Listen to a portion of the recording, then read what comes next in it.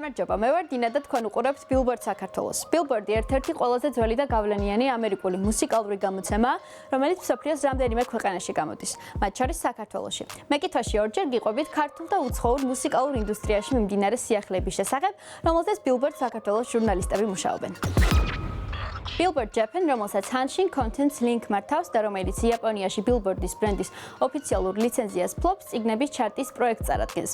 ეს იაპონიაში წიგნების პირველი ყოვლისმომცველი ჩარტია და აერთიანებს ბეჭდური ელექტრონული წიგნების გაყიდვებსა და ბიბლიოთეკიდან გაცემის მონაცემებს.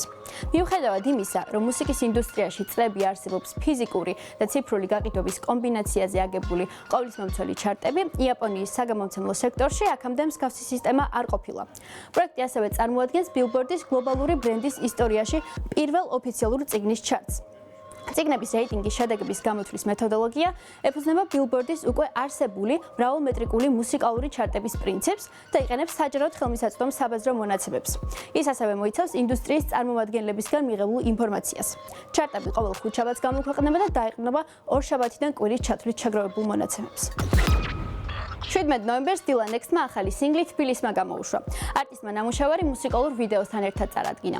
კომპოზიცია თბილისს ეძღვნება და კლიპში ნაჩვენები ვიდეო ფრაგმენტებიც ქალაქის ურბანულ გარემოს ასახავს. გამოყენებული კადრების უმეტესობა თავად სურაჯ იშკარიანის გადაღებულია. სურაჯ იშკარიანი მწერალი, მუსიკოსი და მულტიმედია არტისტია, რომელიც მუსიკალურ სცენაზე ასევე ცნობილია ფსევდონიმით Dylan X. ქართველი მსმენელი მას არაერთი პროექტიდან იცნობს, მათ შორის არის Kung Fu Junkie, რომელიც 2007 წელს ჩამოყალიბდა და 10 წლის განმავლობაში ქმნიდა ჟღერადობას, სადაც პანკი, ელექტრონული მუსიკა და ექსპერიმენტული პოეზია ერთმანეთს ერწყმოდა. Olivia Dean-მა ბილეთების გამყიდველი მსხვილი კომპანიები გააკრიტიკა. მას შემდეგ, რაც ფანებმა მისი Art of Loving ტურნეს ბილეთების გადასაყიდი ფასები გაამხილეს. ბრიტანულმა მომღერალმა ამის შესახებ Instagram-ზე დაწერა. პოსტში ის ფანებს ამცნობს, რომ მისი გუნდი ამჟამად მოულოდნელი გადაყიდვის პრაქტიკას იძიებს და გამომწერებს მოუწოდებს ფრთხილად იყვნენ კომენტარების ველში გამოჩენილ გადამყიდველებთან, რომელთაც მუსიკოსი თაღლითებს უწოდებს. წუხვა, რომ ბილეთების ფასები და გადაყიდვა პრობლემაა, წერს დინი. შემდეგ მომღერალმა ბილეთების მსხვილ კომპანიებს მიმართა, როგორებიც არიან Ticketmaster, Live Nation და Edge Presents. თქვენ საზღვარი მომსახურება გაქვთ. ფასები, რომლითაც გადაყიდვის საშუალებას იძლევით, ამორალურია და სრულიად ეწინააღმდეგება ჩვენს ნებას. ცოცხალი მუსიკა ხელმისაწვდომი უნდა იყოს და ჩვენ უნდა ვიპოვოთ ახალი გზა, რომ ეს შესაძლებელი გავხატოთ. იყავით უკეთესები. როგორც ჩანს, დინის წუხილი გაიაზრეთ Ticketmaster-მა. კომპანია მომღერლის პოსტი გააზიარა და დაწერა, რომ ამიერიდან პლატფორმა გადაყიდვის ფასის ზღვარს დააწესებდა თავდაპირველ ღირებულებასთან მიმართ. Rosalia ისტორიას უპრეცედენტო წარმატებით წერს. ის პირველი არტისტი გახდა, რომელმაც ლიდერის პოზიცია ერთდროულად Billboard-ის 5 ჩარტში მოიპოვა. მისი მეოთხე სტუდიური ალბომი Lux პირველ პოზიციას იკავებს ტოპ ლათინური ალბომების, ტოპ ლათინური პოპ ალბომების, კლასიკური ალბომების, კლასიკური პოპულარული ალბომებისა და მსოფლიო ალბომების ჩარტში.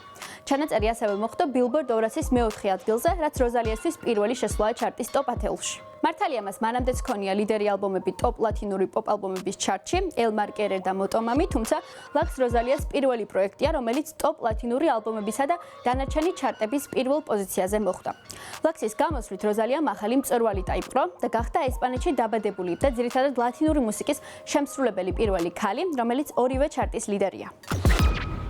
ქართულ სპორტულ სივრცეში ახალი პროექტი გამოჩნდა. რკენა, შერეული საბრძოლო ხელოვნების ორგანიზაცია, რომელმაც მალევე დაიმსახურა საზოგადოების ინტერესი. განსაკუთრებით ყურადღება მიიქცია მისმა მუსიკალურმა გაფორმებამ, საუნდტრეკმა, რომელიც რევაზ ლაღიძის ცნობილი საჭიდაოს ინტერპრეტაციას წარმოადგენს. ახალი ტექსტი, თანამედროვე მუსიკალური ჟღერადობა და განსხვავებული ვოკალი. ეს ის კომპონენტებია, რომლებმაც ყველასათვის საყვარელ ნაწარმოებს ახალი სიცოცხლე შესძინა. კომპოზიციის თანამედროვე მუსიკალური გადაწყვეტა ნიკა კოჩაროვს ეკუთვნის.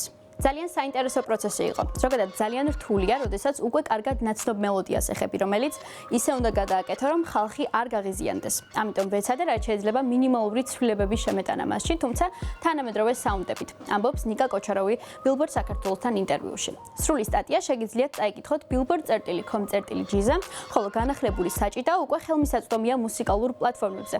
მისი მოსმენა შეგიძლიათ YouTube-სა და Spotify-ზე. დღეისათვის სულ ეს იყო. მე კი შეგახსენებთ, რომ მუსიკის სფეროში მიმდინარე ყველა სიახლე შეგიძლიათ ჩვენს ვებგვერდზე billboard.com/GZ გაეცნოთ, ასევე არ დაგავიწყდეთ, რომ გამოვყოთ Facebook-ზე, Instagram-სა და TikTok-ზე. მე ვარ დინა და გემშვიდობებით ორი კვირით. ნახვამდის.